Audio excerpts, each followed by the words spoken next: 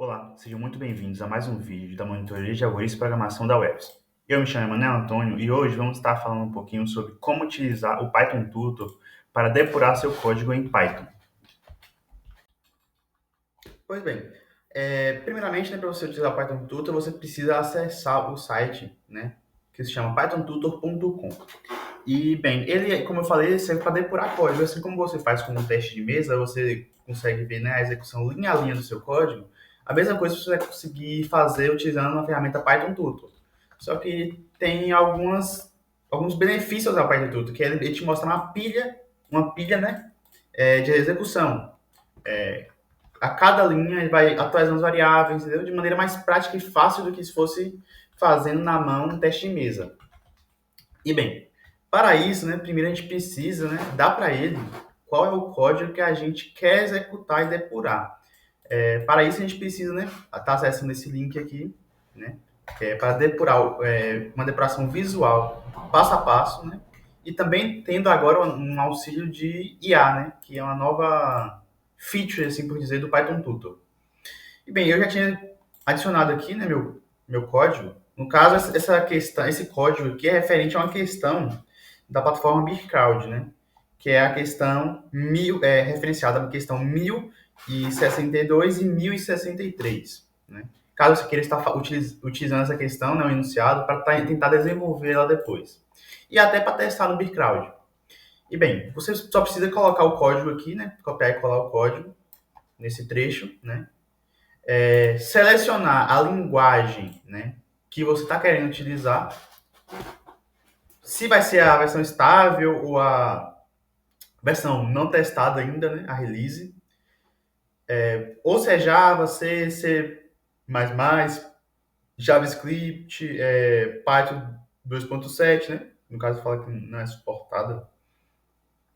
Então a gente deu preferência para utilizar sempre a versão estável, que é a 3.6 nesse caso. Após isso, você só precisa vir aqui em visualizar execução, que ele vai te redirecionar para a página anterior. E bem, vamos lá. Aqui você consegue ver, o código. No caso aqui, ele indicou um probleminha. No caso, linha 3, deixa eu ver qual seria o problema. Nessas aspas.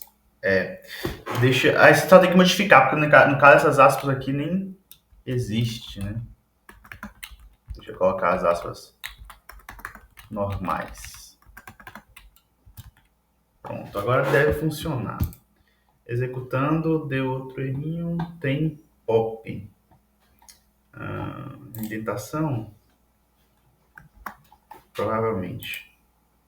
E bem, depois de arrumar esses probleminhas no código, no caso do copiar e colar, você perde algumas informações. Então a gente consegue ver que está o código aqui, e começou, ele começou o teste na linha 1, você consegue ver isso pela setinha aqui, E aí você vai dando o próximo, next, pulando linha a linha para ver como vai se dar a execução desse código. E bem, essa questão referenciada, ela é uma questão que aborda a execução de pilhas, Qual é o conceito de pilha? Você sempre insere no final e tira do final também, Então, se você querer ler o enunciado da questão, você pode procurar pelo BeerCrowd e essa questão que eu falei, a 1062 e 1063. Aí você vai estar mais por dentro do que a questão pede. A gente vai tentar identificar o que a questão solicitou através da execução aqui, do depurador online. Então, vamos lá. Vamos dar next. No caso, eu preciso de uma entrada. A entrada vai ser...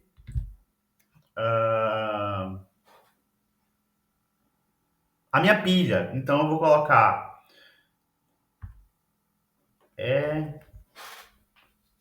ETAD.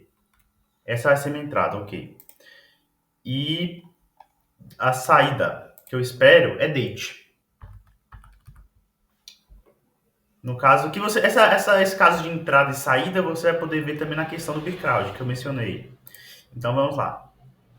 Aqui é um avisinho, você não precisa Contribuir é só uma sugestão, né? Então, no caso, você vai ver, ó, ele passou de linha, já recebeu a entrada, recebeu a saída, agora está no contador. Note que a gente tem aqui os frames, né? E aqui vai guardar os valores de cada variável do meu código, né? Então, a gente começa com a entrada valendo etad, que é um string, e saída valendo date. Então, vamos lá, né? Contador, no caso, ele vai valer 0 após essa linha, né? Ok. Aí ele entra no for. Vamos pulando para ver se acontece alguma coisa interessante. Ok. Ok. Bem, aqui ele mostra que o desejado, no caso, deve ser o que ele está esperando, né?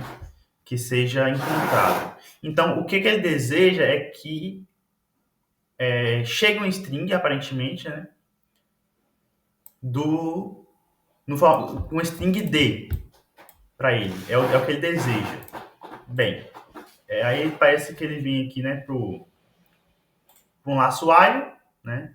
E vindo para o laço while, ele tem também, deixa eu ver, umas condições. Vamos ver o que essas condições falam. Ele adiciona a um objeto lista, uma lista no caso, cadê? O E. Sim, sim. No caso aqui seria outra. Essa aqui seria outra pilha.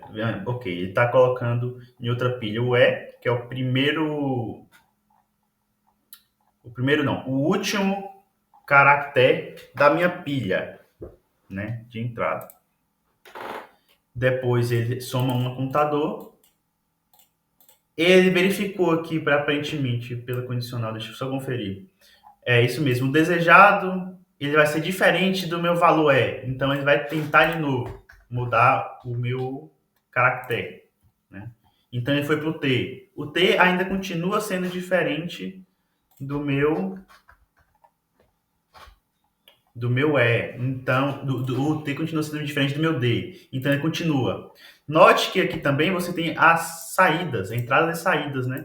Então toda vez que ele não consegue achar o caractere desejado, ele printa um i, né?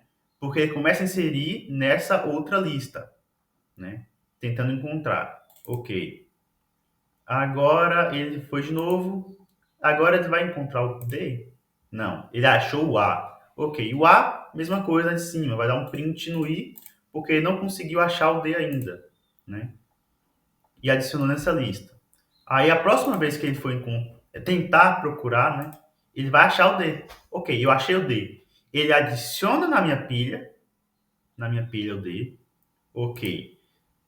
Adiciona o contador. E nessa próxima verificação que ele for fazer, muito provavelmente, ó, o desejado vai ser igual o topo da minha pilha, né? Se o desejado é igual ao topo da minha pilha, então eu encontrei. Aí o que ele vai fazer aqui? Deixa eu ver. Ele dá um pop, né? Ele tira o D. Ele printa um R, porque ele removeu dessa pilha que a gente chama de auxiliar, no caso. Seria uma pilha auxiliar para a gente tentar formar a saída date, aparentemente. Então, terminando, né, como fala, percorrendo novamente o laço para outro i, né, i igual a 1 nesse caso, a gente vai tentar encontrar o a, que é o desejado. Para isso, não precisa de muito, ele só precisa ver se o topo da pilha é um a. Como o caso já era um A, ele adiciona um R e dá um pop nessa pilha, né? Então, continuando, agora ele precisa de um, deixa eu ver, T. Tá no topo da pilha, vai ser a mesma coisa do A. Ele vai remover da minha pilha, né, do topo da minha pilha, auxiliar, e vai adicionar o R na minha saída, né? Aqui.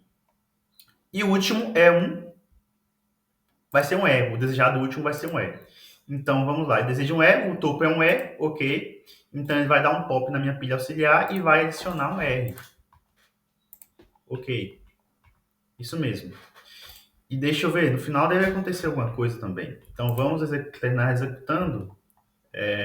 Então, se o trem estiver vazio, ele não printa nada. Se o trem tiver alguma coisa depois de fazer todas essas tarefas, né, significa que ele não conseguiu formar a palavra. Se o trem tiver alguma coisa dentro dele, ele não conseguiu formar a palavra. Então ele vai printar também impossível após as tentativas. Como não é o caso, ele não vai printar nada. Minha saída vai ficar apenas quantas vezes eu inseri e quantas vezes eu removi dessa pilha auxiliar. E é isso, né? O código, aparentemente, ele só tenta, através de uma entrada, que é uma pilha, no caso, ele tenta formar uma saída, desempilhando e empilhando, né? Se isso for em uma pilha auxiliar, né? Se isso for possível, ele vai printar apenas a quantidade de inserções e remoções que foram feitas de maneira, como fala, em ordem, né? Nessa minha pilha auxiliar. Se não for possível, ele vai printar o que ele conseguiu fazer aqui e na frente vai printar um impossível, que não foi possível, né? Fazer essa organização da maneira que eu desejo na saída. Ok, deu para entender o que esse código faz, né? Mas no caso, a gente tem agora no Python Turtle uma nova funcionalidade, que seria esse auxílio de IA, né? E para que ele serve? Ele serve para me tirar dúvidas sobre esse código que eu estou depurando, né? Só que por ser uma ferramenta de IA e ser um pouco custoso, né?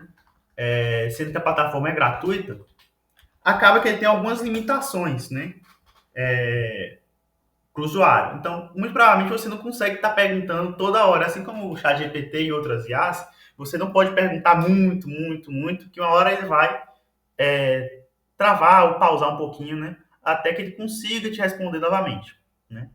Então aqui deixa eu ver o que eu poderia perguntar para ele. Me ajude a fazer caso de teste para esse código. Vamos ver. Vou solicitar isso e send. Aí tem a vizinho, né? Que é o que eu falei. E depois disso, ele vai me dar uma resposta, né? Como eu posso testar o meu código. Tá vendo? Então, é isso. É muito interessante a gente utilizar, né, o Python Tutor para estar depurando o nosso código. Tanto para encontrar erros, quanto para você tentar entender mesmo o que o código faz. Entendeu? Temos o auxílio da IA, né, que é essa nova feature, né? E é isso. Pois bem, pessoal, chegamos ao fim de mais um vídeo, né, da monitoria de programação da UFS. E aqui está nossas redes sociais, né, para você estar acompanhando sempre que sair um conteúdo novo, sendo vídeo, postagem, etc.